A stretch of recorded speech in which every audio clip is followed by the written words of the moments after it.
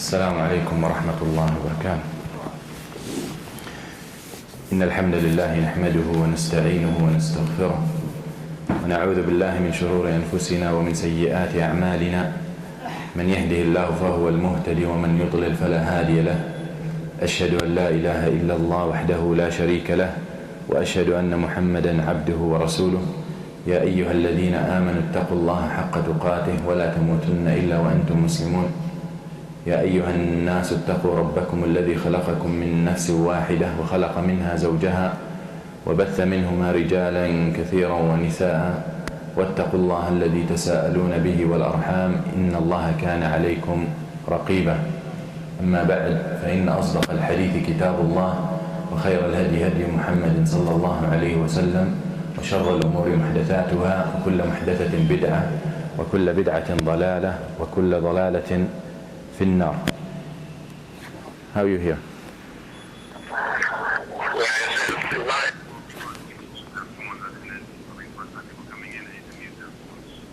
Okay. It's very hard to hear. Okay. I need to mute everyone, but I'm keeping it on to see how you guys can hear. When you're away from the phone, it's hard to understand. It's probably the next one to Okay. Alright, let me try something. I'm gonna put the phone on speaker and see how it goes.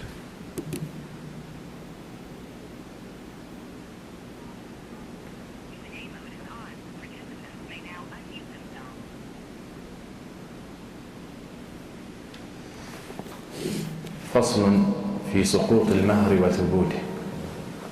Inshallah, tonight we will be talking about, and we still with the book of الموفق بن قدامة رحمه الله مقدسي, and كتاب العمدة في الفقه أو عمدة الفقه. And we started this book for about 4 years ago, and now we are in the chapter of the marriage, and we're still talking about the issues that come along with marriage, from the marriage contract and the condition of marriage and the mahr, everything related to that. We try to discuss it as he has mentioned it, rahimahullah, in his book. Alish, we are trying to see how this works. This is the first time, so we want to make sure they're hearing. Presentation mode is on. Only organizers can be heard. How is it now? Assalamu alaikum.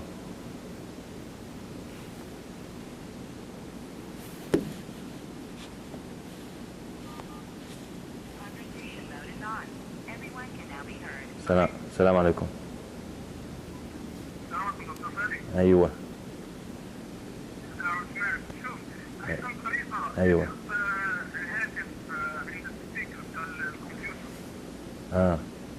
السبيكر بتاع أنهي كمبيوتر؟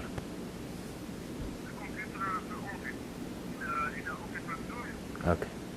اسمع، انا طيب، انا هحط معي ميكروفون، هحطه اجربه الان، تقول لي كيف الصوت ماشي؟ تمام.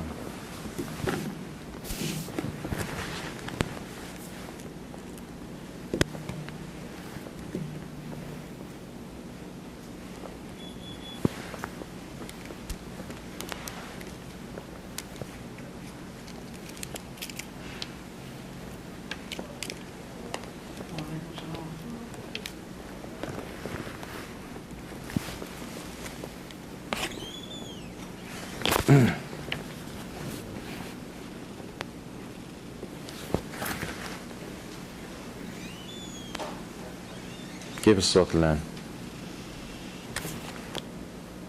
عثمان، عثمان،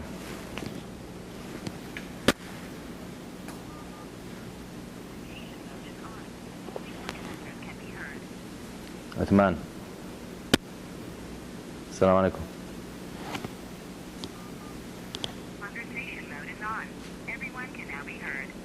عثمان، نعم. معلش, this is first time, so we need to figure out the best way. So be patient. All right, I'm gonna put the mic now and you hear for a few minutes, okay? I'm gonna attach the mic and you listen for a few minutes and then we... All right, assalamu alaikum.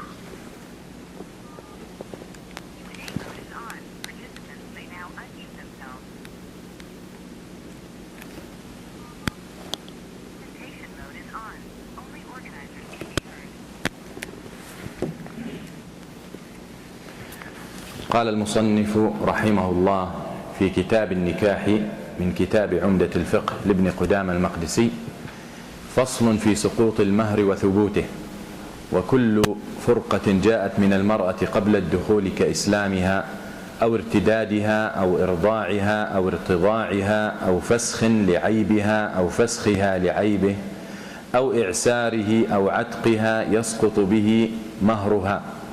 وإن جاءت من الزوج كطلاقه وخلعه تنصف به مهرها بينهما إلا أن يعفو لها عن نصفه أو تعفو وهي عن حقها وهي رشيدة فيكمل الصداق للآخر. وإن جاءت من أجنبي فعلى الزوج نصف المهر يرجع به على من فرق بينهما. ومتى تنصف المهر وكان معينا باقيا لم تتغير قيمته صار بينهما نصفين. وإن زاد زيادة منفصلة كغنم ولدت فالزيادة لها والغنم بينهما. وإن زاد زيادة متصلة مثل أن سمنت الغنم خيرت بين دفع نصفها زائدا وبين دفع نصف قيمتها يوم العقد. وإن نقصت فلها الخيار بين أخذ نصفها ناقصا وبين أخذ نصف قيمتها يوم العقد. وإن تلفت فلها نصف قيمتها يوم العقد.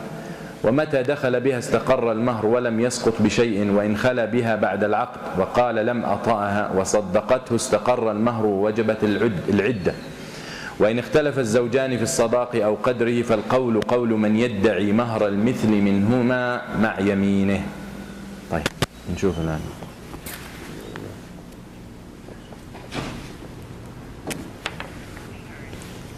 السلام عليكم. كيف الصوت؟ أحسن؟ واضح؟ مفهوم؟ لا حطه جنبي بس attach the microphone to it. بس understandable؟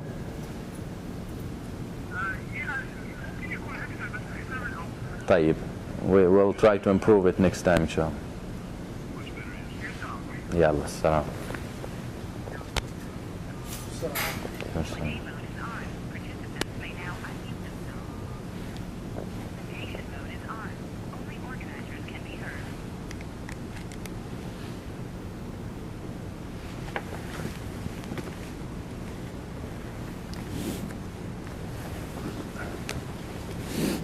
This chapter, this section of the book, Fasl, talks about when the mahr, when the woman loses her right in al-mahr. When the woman who got married loses her right in al-mahr, and we said al-mahr wajib. We said al-mahr for a woman to receive a dowry is mandatory and it's part of the contract that needs to be taken care of. But there are situations that the woman loses that right, or she has to give it up for some situations that we will talk about. And those situations usually three types. Sometimes one type when the women are the reason, the wife is the reason for this. The other type, or al-qism al-thani, when the husband is the reason. And the third type, when the reason is a third party. It's neither the husband nor the wife, it's a third party or ajnabi, كما يسميه أهل العلم. They call it stranger. Someone who's not part of the contract might be the reason for the mahr to be forfeited or to be returned. So we'll talk about, inshallah, about the details right now. يقول وكل فرقة جاءت من المرأة قبل الدخول. Every separation that happens between the husband and the wife before consummation of the marriage. and we already have spoken about consummating the marriage as the ulama have talked about, and we will talk about it in a little bit, in a little more details. We said consummating the marriage can be one of two ways, can be done either in one of two ways. إما بالاستمتاع, يعني the conjugal sexual relationship, whatever happens, intimacy, sexual intimacy, or بالخلوة, or by being the husband and the wife alone, even if there was no sexual intercourse. And we will detail that as we come across it, inshallah. So the first type that the ulama has spoken about, or Ibn Qudama especially here talks about, is the situation when the wife sabab, when the wife is the reason for the separation. Okay, يعني the reason we're gonna say, okay, two people got married, but they have not yet still consummated the marriage. They just did the contract. There are reasons that the woman have done, things that the woman have done, the wife, that leads to this marriage to be over, leads to the separation of the marriage. In this situation, we will see what's going to happen to al-mahr. There are instances, the second part as we will see, when the husband is the reason for the separation, and we will see what will happen with al-mahr. This topic today is about al-mahr.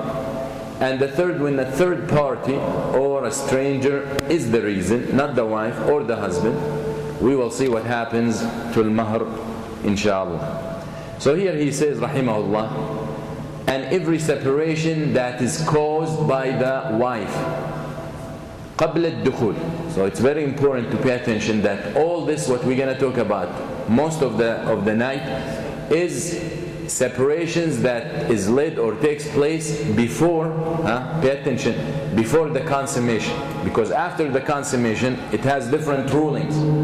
So what we're talking about, just to give you the example of the situation, is a man proposes to a woman, her wali gives him the wife or the woman in marriage, they come to the masjid, they do the marriage contract, okay, and they say, we will move in together, we will consummate the marriage, let's say in a year, for example. So now we are talking about this year. If they separate, what happens to al-mahr? Alright? So very important because some people might lose after a little bit into the lecture, might forget that we're talking about before consummation. They did the contract, the right contract, valid contract, marriage contract, but yet to consummate the marriage. That is what we're talking about tonight. What they call these days the time of engagement, the period of engagement, but with marriage contract. All right. So he said, if this separation takes place caused by the woman, if the separation is caused by the woman before the consummation of the marriage, like what? كإسلامها أو ارتدادها أو إرضاعها أو ارتضاعها أو فسخ لعيبها أو فسخها لعيبه أو إعساره أو عتقها يسقط به مهرها. So the situation that might be caused by the woman, that will make her lose the mahr. Lose the mahr. And we will talk about in a little bit, what if she already collected the mahr? What if she already spent the mahr? What if she's already done this? We'll talk about that. So here we're talking about, they agreed, your mahr is 1,000 dinar, $1,000. Okay? Your mahr is $1,000. They did the marriage contract. So what happens to this $1,000? He's saying, rahimahullah, a separation can happen because she becomes Muslim. The first reason he mentions, because she becomes Muslim. Why there will be a separation if a woman becomes Muslim? Why would you finish or end the marriage contract because the wife becomes Muslim? Her husband is not Muslim. Exactly. If she was non-Muslim and her husband non-Muslim and they got married, and that's their religion, then she becomes Muslim. Now we know that she is not allowed to stay with a kafir. A Muslim woman is not allowed to be married to a kafir unless he becomes Muslim. they can continue. And that is what the Ahl al-Ilm have spoken about. And that's what Ibn al-Qayyim has mentioned, that because some people get confused. Some people say if a Muslim woman, if a woman, a non-Muslim married to a non-Muslim man, and she becomes Muslim, then they start mentioning the opinions of Ibn al-Qayyim, and they tell you one of the opinions that he collected is she can stay with him. La. That's not what Ibn al-Qayyim rahimahullah said, and that's not what the ulama have said, and that is not what they agreed on. Their opinions, if you look at them, end up to say that she stays with him during her iddah, okay? During the time where a woman stays let's say three haydat or 3 periods when she gets divorced. If within this period he does not become Muslim, then she's free to do whatever she wants, yani to get married again. But within this period, her period, within this iddah, he is not allowed to touch her because he's kafir. If a man divorces his wife the first time or the second time, she stays in his house. Okay? And if he's Muslim and she's Muslim, if he decides to take her back during this iddah, before the iddah passes, he takes her back. But because this man is kafir, this husband, he cannot touch her and he cannot have intercourse with her. The only way he can take her back without new marriage contract, if he becomes Muslim during the iddah, during her iddah. Clear? If the iddah passes, then she cannot stay with him in the same house. She has to leave. She cannot be with him without mahram. She has to leave, and he cannot get back to her. He cannot marry her. And if he becomes Muslim, he cannot just take her back. If he becomes a Muslim, he has to initiate a new contract. Clear? If her iddah passes. So in this situation, if she becomes Muslim and her husband stays kafir, okay, then she loses al-mahr. And remember, all this before the consummation. Yani they just had the contract. They still did not have intercourse. They still did not have khalwa, as we will come to say. Okay? So very important to understand. So if she becomes Muslim, it's not his fault. And he's not, when he gives the mahr, he gives because he's marrying her. And now she was the reason for the marriage to be over. So then he is entitled to get back his mahr, or she's not entitled anymore for a mahr. Even though we know if a woman is married, even if it's only the contract before the consummation of the marriage, to a Muslim man for example, and he divorces her, she's entitled for half the mahr. But in this situation, she was the cause of the separation, then it's over. She's not entitled for any mahr. So that is what he means by كإسلامها أو ارتدادها أو ارتدادها, or the opposite. A Muslim woman married to a Muslim man, and then she goes and she says, I'm not Muslim anymore, I leave Islam. وَالْعِيَاذُ بِاللَّهِ. She decides to leave Islam. Okay, she's not Muslim anymore. And if he did not consummate the marriage, then she loses the right for her mahr. Even though if she was Muslim and they decide to divorce and he divorces her, she gets half. But because she was the cause of the separation of the end of this marriage, okay, because she was the cause, then she loses the right for the mahr. أو إرضاعها okay. إرضاعها or being breastfed, if the wife gets breastfed. And this we already talked about this situation, how that happens. And that is if as the ulama have agreed, that a woman or a girl can get married when she's still a baby, if her wali can marry her, but there is no consummation of the marriage. It's just a promise, okay, a promise of marriage, and that marriage will count. But it happens, let's say it was a baby, let's say it's a tribe that doesn't want to marry their daughters outside. So when someone newborn, their habit is, that's it, this is your wife, this will be your kid's wife, for example, when she's born, and they agree on everything. This marriage counts, but there is no consummation of the marriage yet. So if it happens, this situation takes place, and then the person who marries this woman is married, and he has a wife. Okay? This wife happens, she goes and she breastfeeds, and we already talked about this situation. It doesn't happen these days, but that's what the ulama mention, and we mention it for the ilm. This wife who's married to this man already, the older wife, الزوجة الكبرى يعني, they bring her this baby, and she doesn't know that it's her husband's wife too in the future. So she breastfeeds her. Now this woman, the wife, the current wife, becomes mother for this girl.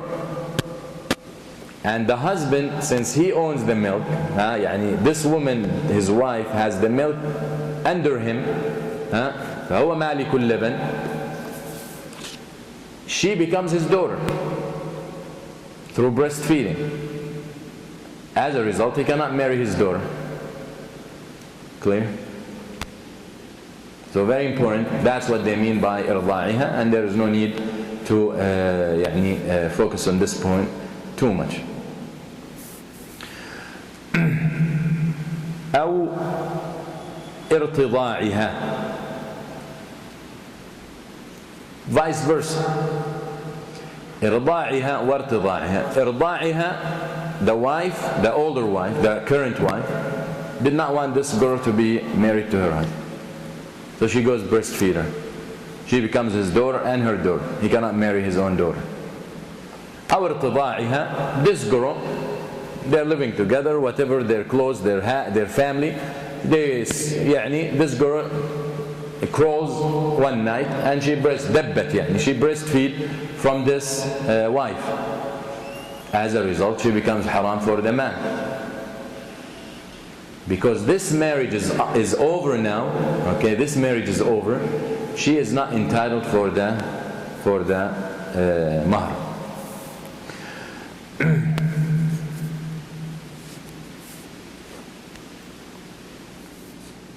And also another situation that can take place is if the wife he married, the new wife that they did the contract and he has not consummated the marriage, she's old. Okay? If she's old and he goes and he marries another girl and another woman, little one, and his wife, the one he's married now, but he has not consummated yet, breastfeed the other wife. This one is new, that one can't be new, okay, because she has to be new, because she's still a baby. She goes and she breastfeeds her. Now she lost the mahr. Why? Because now she's, first of all, the same situation. If this milk is his, and it won't be, because he just married her, so most probably the milk from the previous husband. But now she's mother for this new wife, for the little wife.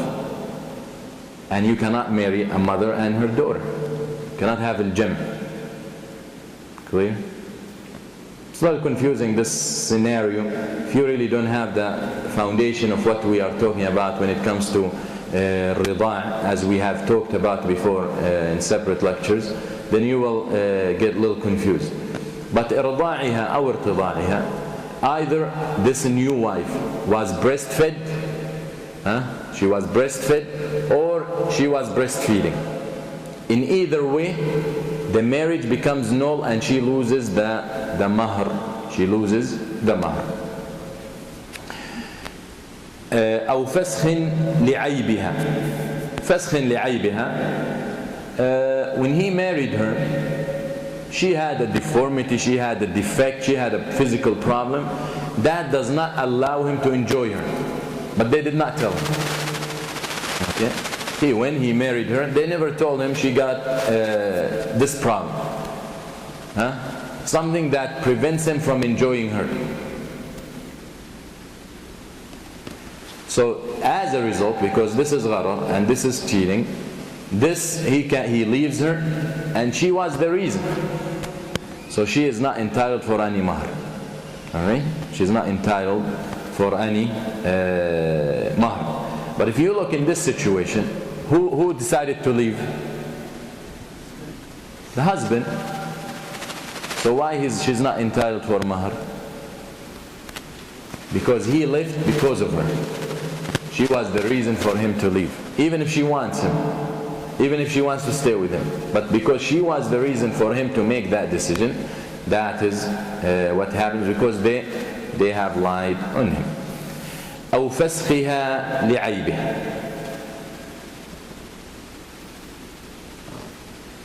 Or he has the problem. He has the problem, and she said, I can't stay with him. I don't want to stay with him. I can't live with this. Okay? If she asks for that, then she is not entitled for al-mahr.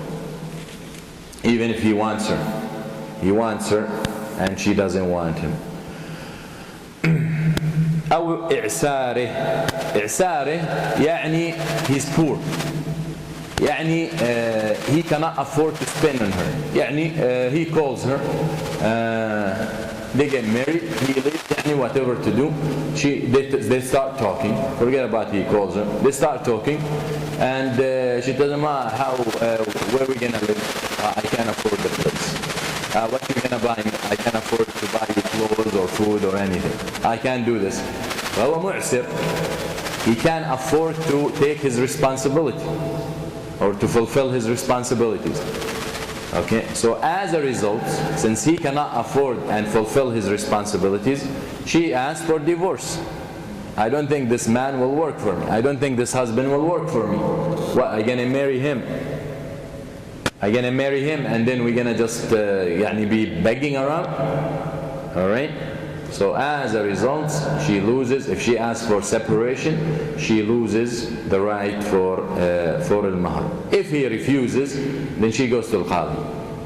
If he refuses to divorce her, even if he cannot afford, then she has the right to go to al-qadi or the judge, and he will divorce her. أو عتقها. عتقها, يعني a slave man is married to a slave woman. And then her master tells her, you're free. He frees her. Now she's a free woman. In this situation, she has the right either to stay with her husband who's still slave, or to leave him. She has that right. And we mentioned the story of Barira with Mughith. Barira, radiyallahu anha, when the Prophet Mughith was in so much love with her, so he asked the Prophet, when she became free and Mughith stayed as a slave, he used to run after her in the streets crying, and she used to run away from him. So the Prophet ﷺ asked her if he would stay with her, if she would stay with him. So she asked the Prophet ﷺ, are you commanding me? Is it an order? Because if it's an order, I will fulfill. I cannot say no to the Messenger ﷺ. So he said sallallahu alayhi wa sallam, I'm just interceding. I'm just interceding for him. So she said, لا حاجة لي به. I don't want to deal with him. I don't want to stay with him. So if a woman is freed and she has the right to choose to stay, whether to stay or not with her slave husband, then if she chooses to leave, she loses the mahr. She loses the mahr. So in this situation, يسقط لها المهر ولا تجب لها المتعة. So neither way, she's not entitled for anything if she was the cause of the separation. Alright? So again, just for those who came late, this situation when the woman is the cause of the separation, of the end of the marriage, as well as this takes place before the consummation of the marriage. Okay? That's two important points that we have need to talk about.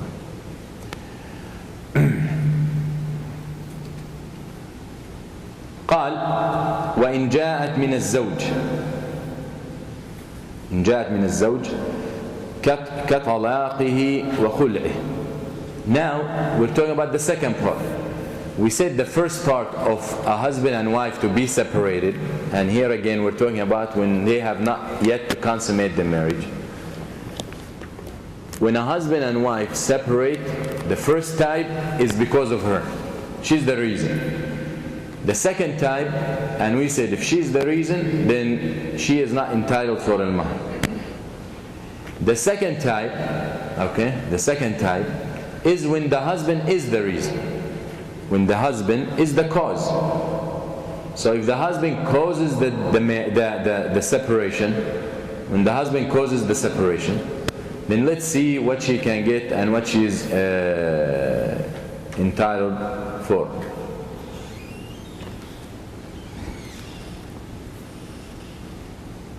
So he said, rahimahullah, too many papers. He says, rahimahullah, وإن جاءت من الزوج كطلاقه وخلوعه تنصف به مهرها بينهم. So as we said, طلقتم النساء, if you divorce the women, as Allah says, before you touch them, وقد فرضتم لهن فريضة فنصف ما فرضتم, and you already have agreed on a mahr. Again, just to give the example of the situation. They come to the masjid, they do the marriage contract, they agree on a mahr, let's say $1,000, and that's it. They have not consummated the marriage yet. They leave the masjid, he realizes, you know what, I don't think I'm ready.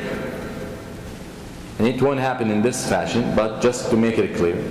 Or 10 days later, or a month later, but they have not yet to move in, they have not yet to have intercourse, they have not yet to have khalwa. He said, I don't want to continue with this. So I want to call it over. Happens? Happens. So Allah subhanahu wa ta'ala says, if this happened, if you divorce the woman, and you have already agreed on a mahr, فَنِصْفُ مَا فَرَضْتَ, then she's entitled for half. For half the mahr. Okay, and this is agreement amongst Ahlul Ilm. She's entitled for half of the mahr. Clear? So here, as Ibn Qudama rahimahullah says, if the second part, or the second type, if the separation is caused by the husband, he chooses, he wants to divorce. The only situation we said she's not entitled, if he chooses to separate, is because they cheated on him. They told him she doesn't have any problems, for example, and she has a defect, major one, that does not allow him to enjoy her. Now if he's the reason, I don't want to continue, I don't think this is going to work out, I don't think I can afford it, I don't, whatever the situation is, she's entitled for the half, for half the dowry. That is if he has not yet to consummate the marriage. So he says, rahimahullah, كَطَلَاقِ وَخُلْعِ تَنَصَّفَ بِهِ مَهْرُهَا بَيْنَهُمَا. تنصف, يعني the mahr is divided into two parts, two halves. Half goes for her, half goes to her, and half goes to him. That is very clear. But now situation takes place. Let's see what they have discussed, the ulama. إلا أن يعفو لها عن نصفه أو تعفو هي عن حقها وهي رشيدة فيكمل الصداق للآخر. Now, unless, so his right is one half, her right is one half. That is understood.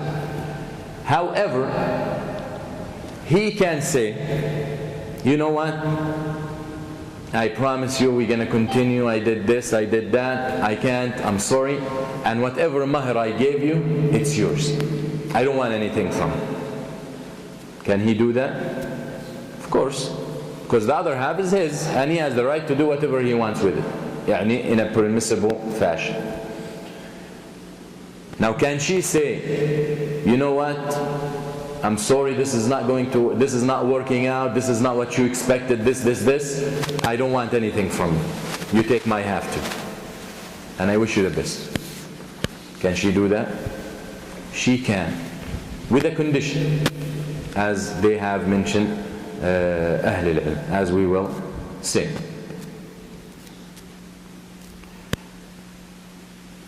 Rashida, as he said, وهي رشيدة. Rashida يعني she is sound minded. She knows exactly what she's talking about. She is wise. She knows and she understands the consequence of her decisions.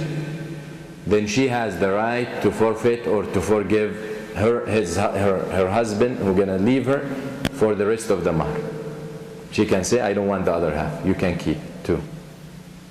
But إذا كانت سفيهة, يعني she's young, she doesn't know what she's doing, then she doesn't have the right to do that. Because in other words, this money is the right of her heirs, is the right of the people who might inherit her. But if she's Rashida, she can do whatever if you're Rashid, if you're a wise person, knows what to do, sound-minded, you do whatever you want with your money. But if you're going crazy, if you don't know what you're doing, then there is hajr, and you're not anymore entitled for your money, because you're gonna waste it in the wrong fashion. So there has to be some control over you. The same scenario also you can connected to the situation when a person is healthy.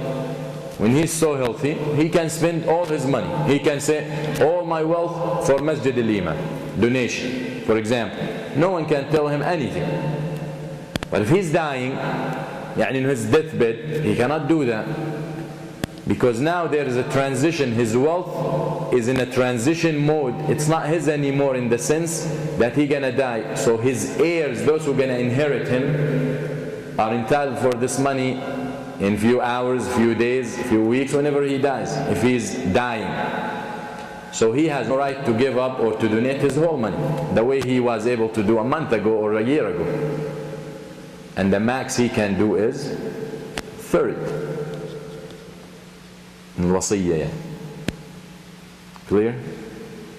So very important. So in this situation, we are what we're talking about here, she has the right, if she's Rashida and she's wise enough to know what she's doing, she has the right to say, you keep the other half. If she's not that way, she can be old and doesn't have any kind of wisdom, doesn't know what she's doing, doesn't know what decisions she's making, or she can be young as well and she doesn't know what she's doing, then we say she doesn't have that right to forgive him the other half. قال المؤلف فيكمل الصداق للآخر. That's it. If she gives up her half, then the whole mahr will be for him. If he gives up his half, the whole mahr will be for her. وذلك معنى فيكمل الصداق للآخر. طيب. So this is, we're talking about the second type.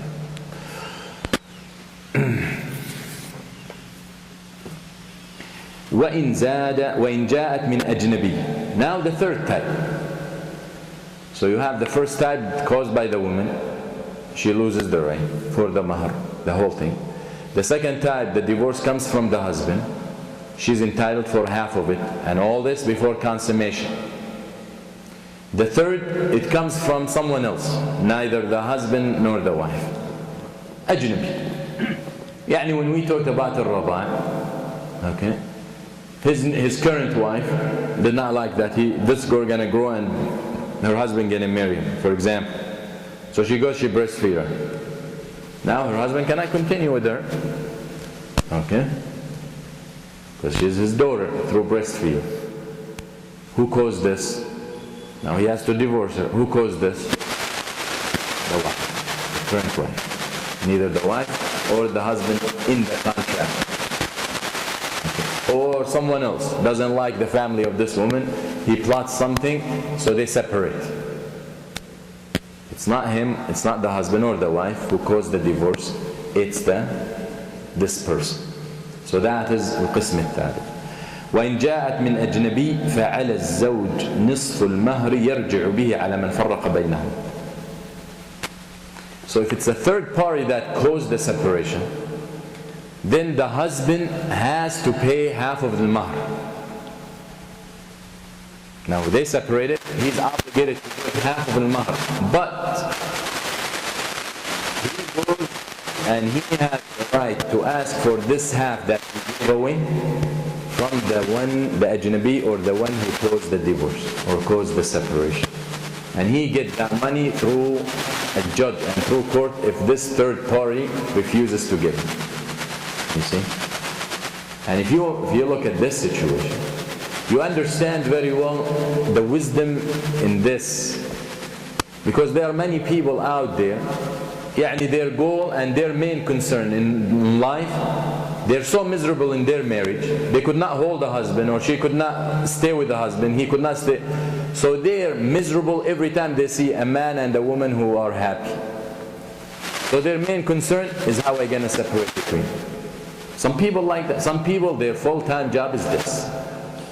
And today with technology and with all that, it's so easy sometimes to do it. He goes, he knows a husband and a wife are so happily married and everything great.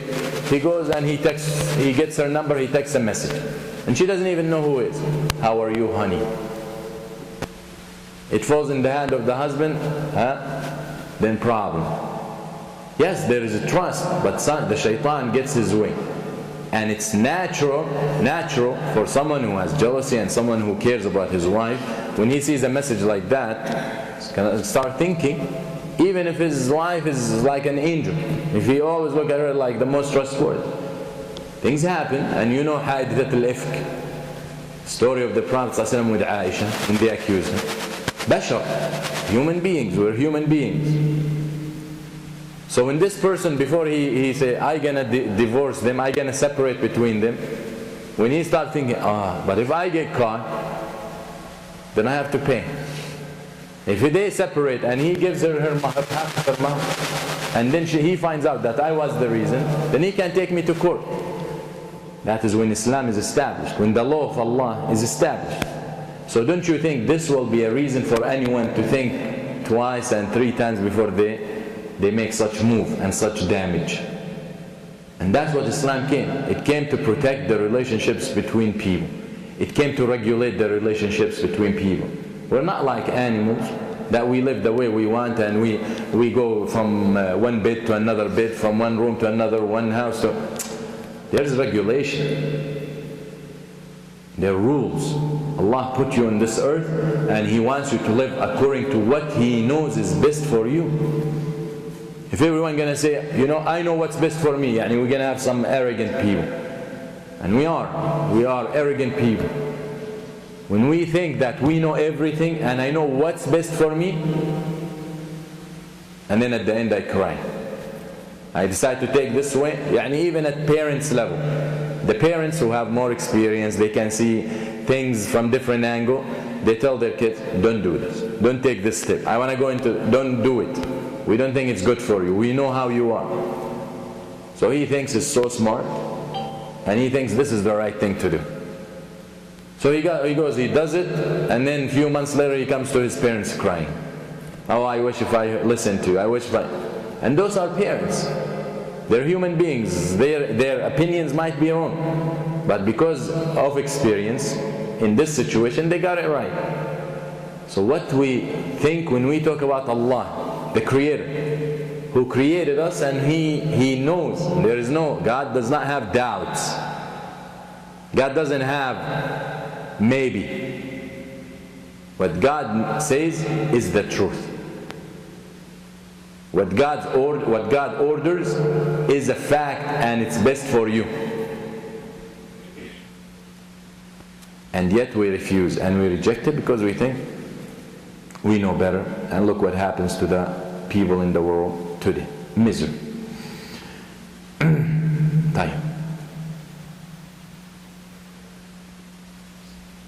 So the one who caused the separation is the one who is responsible to compensate the husband for half of the mahr that he pays the wife, because he had to leave her for a reason that this stranger has caused.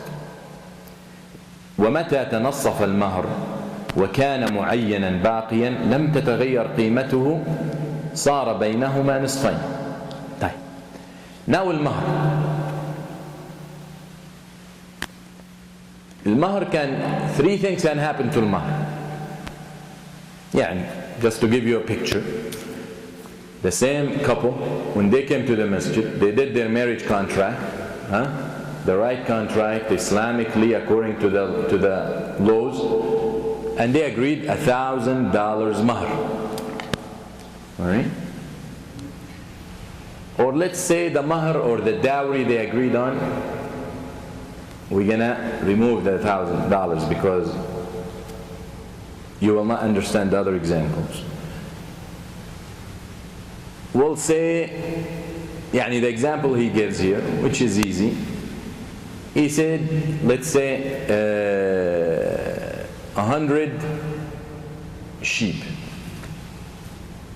These people lived when there were no cars and no planes and no that. But if we say sheep, or let's say camels, 10 camels, the mahr 10 camels, because camels will apply to all types of al-mahr. All the changes that can happen to al-mahr will apply to camel. But $1,000 will not. Will apply to one, and the rest will not be applicable. Okay. So when it comes to al-mahr, three things can happen. So when they agreed on the 10 camels to be al-mahr, these 10 camels, three things can happen to them. So let's say they decided to separate after a year.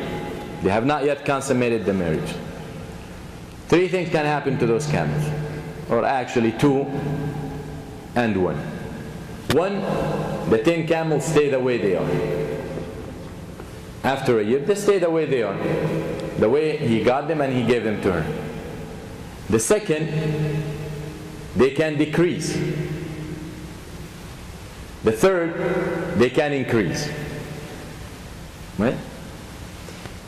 And here when we talk about decrease, we're not talking about numbers, but more we're talking about value. Because if he gave her camels that are scrawny, and then she started taking care of them and they got fat, they're more expensive, more meat.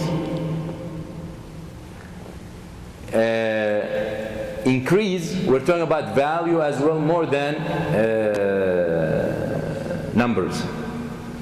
Also, when we talk about increase, we're talking about two types of increase: munfasil wa muttasil. Increase that is connected to the mahr, and increase that is separated from al-mahr. يعني increase connected, يعني when they come to get divorced, some of the camels are pregnant. Or the example I gave, they got fat. They're now more expensive. You cannot just take the fatness and, alright? So that is the type of increase. The other type is munfasil. They give birth. So now the 10 camels are 20. And animals reproduce quickly. So what we do in those situations? يقول ومتى تنصف المهر وكان معينا باقيا لم تتغير قيمته صار بينهما نصفين. The first situation, the mahr that he gave her stays the same. We don't have a problem with that. Okay? We don't have a problem with that. She gets half and he gets the half.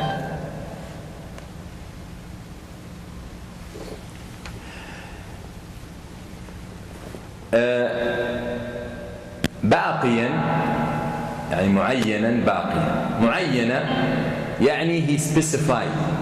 He said 10 camels, those 10 camels. He said this car, this, that. It's not في الذمة يعني. Okay? It's not like I'm gonna give you 10 camels, any camel. They picked them up, she got them, or they have them. Okay? Not like in 2 years I'll give you 10 camels. Or I'll give you this or that. لا, they specify معين. باقيا يعني this is still المهر is still the way he gave it to her. باقيا يعني لم يتلف. يعني still did not die. These camels didn't die. These camels didn't get lost. These stuff. باقيا معين. Now, Very easy. This is easy situation.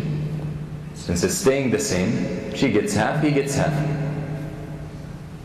Now who's the cause in this divorce? La, you should know. Is it the first, the second, or the third? If it's the same, then it's if he divorces her, he is the cause of the divorce.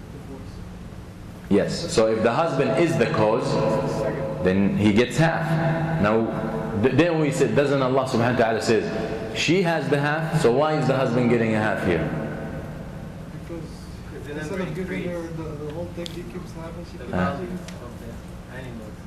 La, la. If Allah subhanahu wa ta'ala says she is entitled for half of the mahar, so why here we're saying, they're saying, or Ibn Qudama is saying, that he gets the half? Isn't it she gets the half? It's only just two halves. She gets one, he gets the other. La. I know what you guess. She got everything already. Exactly. Because she already collected. Alright? She already collected the mahar. 10 camels, here's 10 camels. We consummate the marriage in a year. She already got it. And if she did not get it, that's a different story. Alright? She already got it. مُعَيَّنًا بَاقِيًا. Now, since they are divorced, they did not consummate the marriage, he has the right to get half of it. Clear? Alright. So the first situation is easy. Nothing changed. القسم الثاني إن وقع على المهر المعين زيادة. If it increased. Okay? Now if you look here, the religion of Allah, this deen, it's not left for imams and human beings to make it up. Okay? This is made by God. Again, who knows what's best? Because usually when people want to make laws, usually they are the people who are in power, in charge. And who's usually in charge? The elite and the rich and the spoiled and this and that. And in different countries also add to that the race and the color. So most probably when they make the laws, they're going to make laws that suits them first. They're not concerned about the poor people. They're not concerned about the hungry people. They're not concerned about the middle class people. They are concerned about making laws that's going to keep them in position. That's their main goal, and that's a human nature. I always going to make laws and regulations that preserve and guarantees my position. Make sure that I stay on this chair. Very important to understand that. But this law comes from Allah. From Allah, who created everyone equal. Allah who does not look at your colors, and He does not look at your beauty, and He does not look at your faces. Allah who looks at your actions and your behaviors and your manners and your taqwa and your hearts. That's what Allah looks at. That's how Allah subhanahu wa ta'ala evaluates you as a human being. How much you're obedient to Him, how close you are to Him, how much you fear Him, how much you love Him.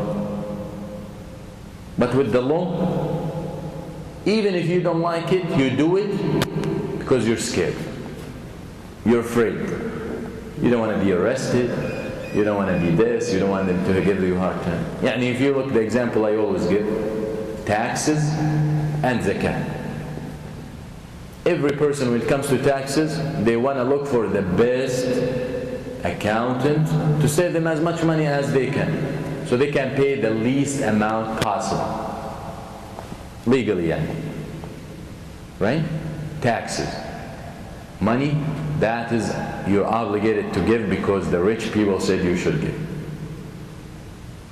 Zakat, charity, that Allah obligates you as a Muslim to give, 2.5% of what you have for a year. Yani you have the same money for a year. Yani you don't even use it. So we're going to take 2.5% of it and give it to a poor person. Most people give 2.5% or they give more. Most people give more. Why? says this is a trust. This is a trust. So if he gets 2%, he feels so guilty. But how many people, when they went to the accountant and he showed them, I saved you this amount, how many of them, when they went back home and went to bed, felt guilty? They don't. So that's the difference between man-made law and Allah's law. Even the way you receive it, the way you act with it. All right, let's just try to finish this topic. يقول وإن زاد زيادة منفصلة كغنم ولدت فالزيادة لها والغنم بينهم. Now, she got the 10 camels, and he used the example, the sheep. She got the 10 camels, and after a year, those 10 camels are 20. They reproduced. They have 10 extra, for example.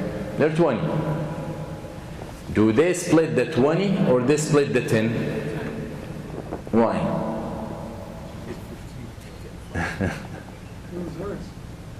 How come? He gave her 10. If he did not give her, she would not have 20. Right? But because she was the one who's taking care of those 10, she was the one spending on them, she was the one herding them, she was the one raising them, then the extra 10, her money, it's not his. So why he would share her money with her? He gave her 10, he gets 5. She has half of the mahr, she got half. So if the increase is separated, munfasil, then there is no, that he does not share that separated or separate increase.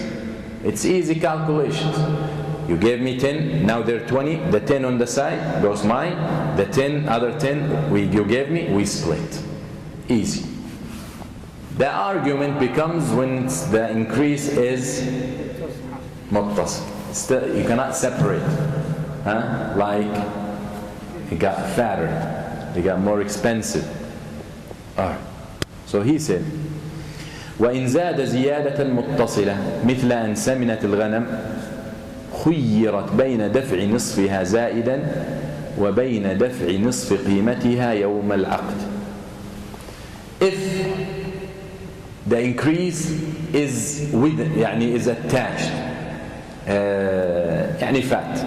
Forget about the pregnant. I said the pregnant. Perhaps the pregnant, the argument is you can wait until they give birth, okay? Or you can give him the one's not pregnant. All right? But here, because that can be munfasil, it's muttasil temporary, and it can be separated. In this situation, they increased in weight, that means increased in value, right? So what we do, he wants 50%, half. So she has the option, the woman, the wife, has the option. Either she gives him half. Okay, you gave me 10, they were skinny, now they're fat, but because I'm a nice lady, I give you 5 of them. Even though I know they're worth more. She can do that. Or she said, no, you're divorcing me, why should I give you any extra? The 10 you gave me a year ago were worth $10,000. So here's $5,000. You go buy your own 5 camels. Clear? And this way she keeps the 10 camels that worth way more than $10,000. So these are her options. Either she split with him the camels, the mahr, with the increase, and that will be extra from her. And you're doing him a favor. Or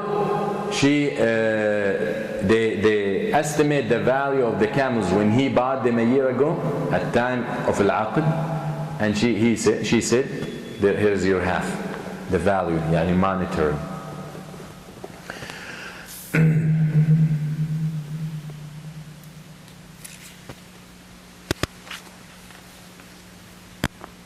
So when we say either she gives him the extra, she gives him 5 camels with the extra value, that is fadl.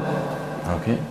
Or they value the amount when she got them a year ago, and she gives him half of the monetarily value, that is al-adl. So الأمر بين الفضل والعدل. Now,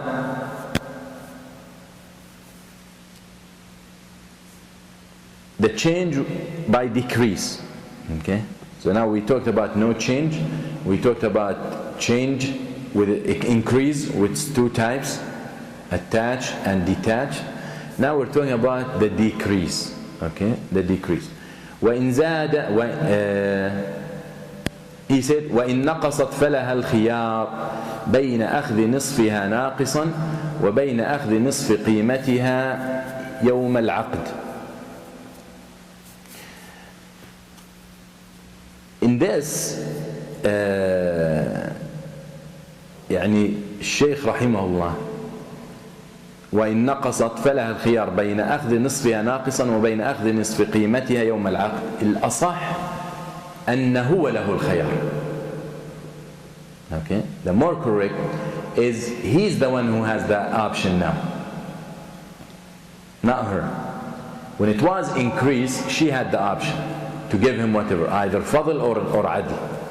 Now the fact it decreased, either she did not take care of it, or she spent it, or whatever situation is. She ate it. She was slaughtering cattle every other day and eating it. So it decreased. So now he's the one who has the option to choose. Okay, he said, so here said, خيرت بين دفع نصفها زائدا لا وإن نقصت فلها بناخذ نصفها ناقصا. He has the option. 10 camels. والله يعني we had 2 holidays. I slaughtered 2 of them. There are only 8 left. So he said, that's fine. Just give me half of what you got. Okay? That's fine. Or he said, no. When I gave you the camels, they were worth $10,000. Give me $5,000. Okay? So these are the 2 options, and that is his choice.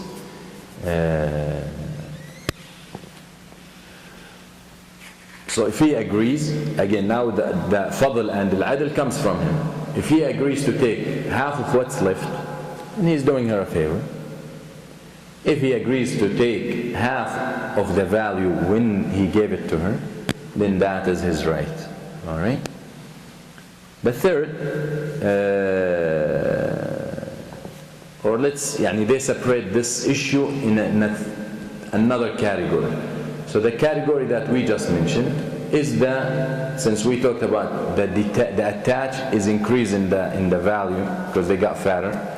The decrease that we have spoken about is in the value as well. Let's keep the numbers for now. In the value. So they got skinny. They were fat when he gave it to her. They got skinny. So he has the option to take 5, okay, or to take the value. يقول وإن تلفت فلها نصف قيمتها يوم العقد. If it vanished,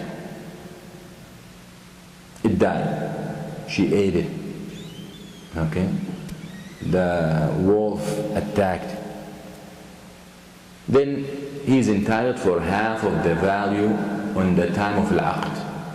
Alright? And that's exactly similar to the situation before. But the first one, they talked about when the number stays, the amount stays the same, but decrease in value. Here they're talking about decrease in numbers.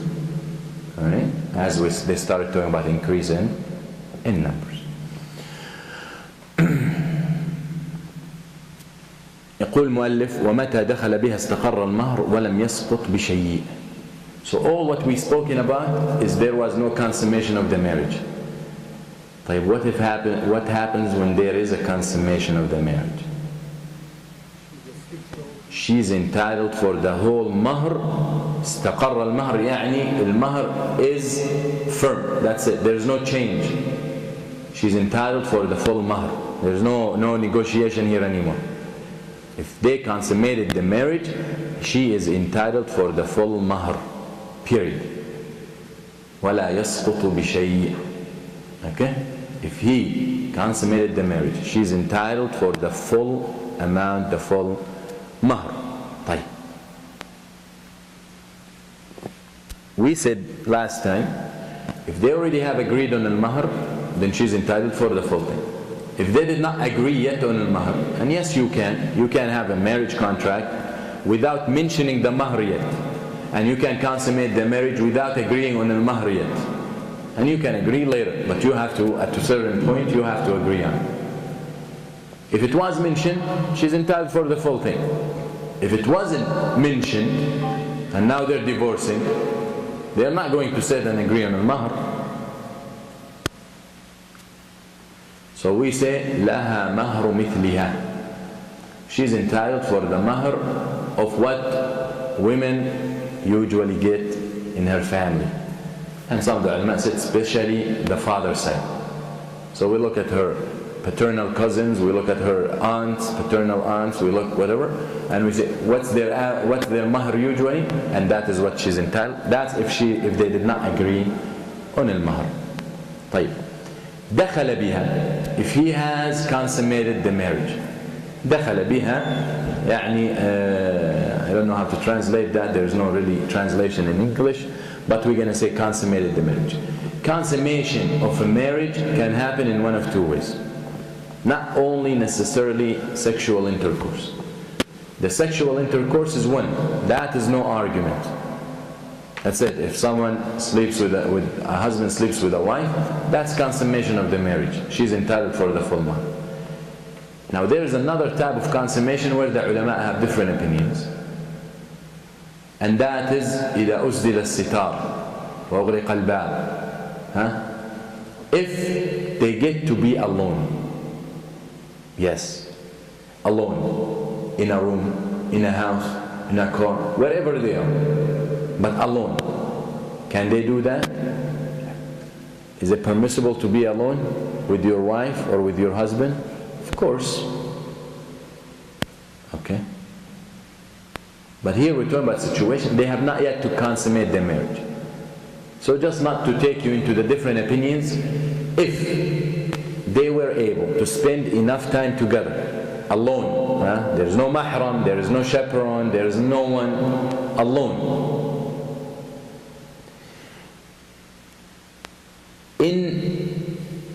For a period of time where they can get to enjoy each other if they want it. Okay? If they stay together, if they spend together enough time to enjoy each other alone, even if they did not enjoy, even if they did not sleep together, that is, for a lot of the ulama, Umar bin Khattab radiyallahu anh, that is considered consummation of the marriage. So as a result, she's entitled for the full mahr. Even if he says, I did not sleep with her, and she confirms. Even if he said, no, I did not sleep with her, and she said, yes, he did not sleep with me. But if they were to spend enough time alone that they can enjoy each other, then that is considered consummation of the marriage, and that makes her entitled for the full mahr. For the full mahr. That's why they said, وَمَتَى دَخَلَ بِهَا اسْتَقَرَّ الْمَهْرُ وَلَمْ يَسْقُطْ بِشَيْءٍ وَإِنْ خَلَى بِهَا بَعْدَ الْعَقْدِ وَقَالَ لَمْ أَطَأَهَا وَصَدَّقَتْ اسْتَقَرَّ الْمَهْرُ وَوَجَبَتِ الْعِدَّةِ. Okay, وَجَبَتِ الْعِدَّةِ. Now, if they do the contract and they did not consummate the marriage either by being alone enough or sexual intercourse, there is no iddah. If they did the contract and they consummated the marriage either by khulwa, by staying together alone for enough time, or by sexual, there is mahr, full mahr and iddah. The first situation, half mahr and no iddah. Clear?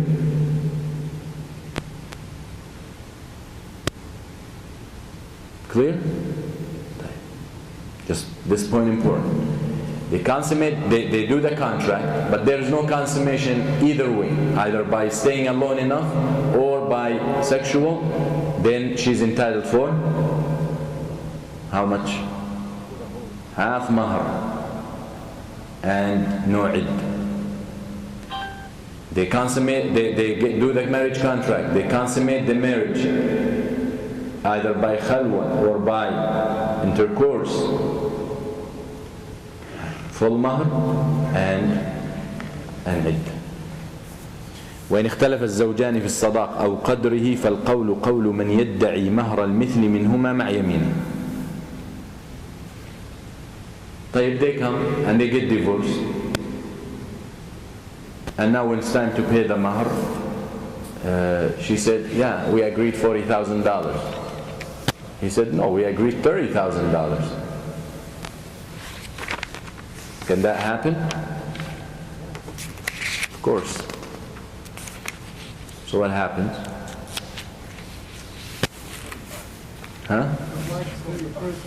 35? You like averages, huh? Alright. Yeah.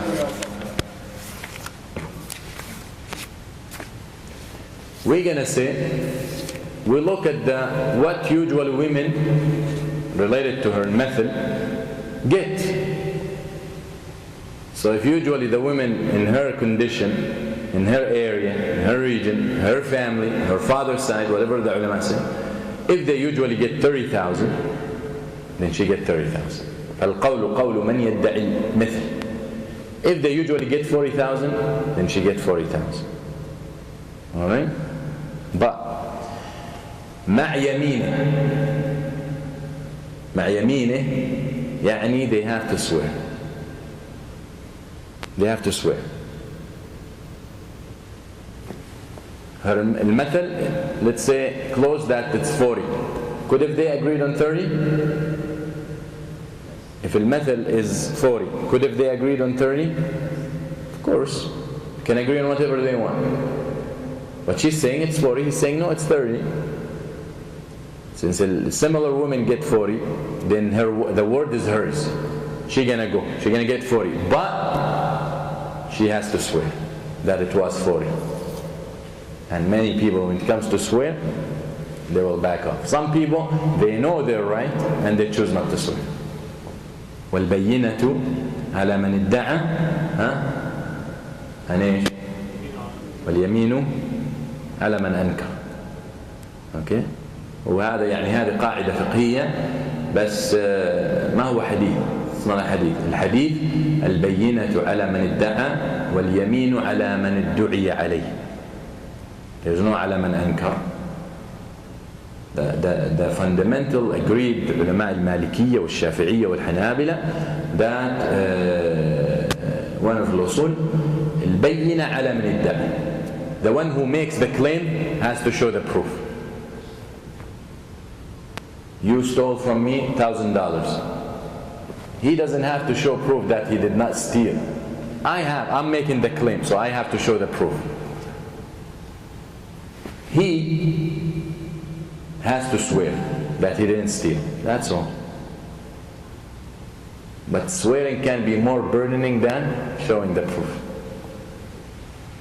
Alright? So in this situation, they disagree. The one that's closer to the mahr of similar women in her relatives, then the word goes. If he said 30 and her relatives got 30 and she's saying 40, then it's 30, but he has to swear. If they got 40 and she's saying 40, then it's 40 she's gonna get, but she has to swear. Alright? So this is this section, سقوط المهر وثبوته, and we continue next time. أقول قولي هذا وأستغفر الله لي ولكم وصلى الله على سيدنا محمد. جزاكم الله خير. السلام عليكم ورحمة الله.